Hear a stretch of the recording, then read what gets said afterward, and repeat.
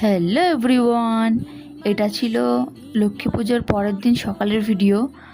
যেহেতু এখন পুজো হবে সকাল সকাল, পূর্ণিমা ছাড়ার আগে পুজো করতে হবে, তো আমি তার জন্য সকালে উঠে ঘর মুছে নিয়েছি।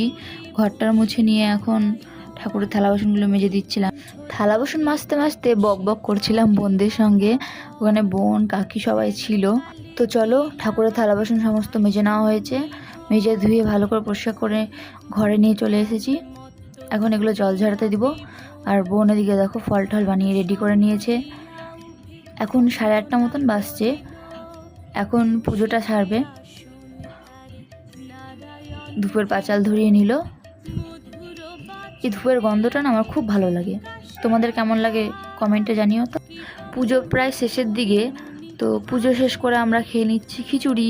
এটা রাত্রের খিচুড়ি কালকের। যাই হোক, আজকের ভিডিওটা এখানেই শেষ করছি। দেখা হচ্ছে অন্য কোনো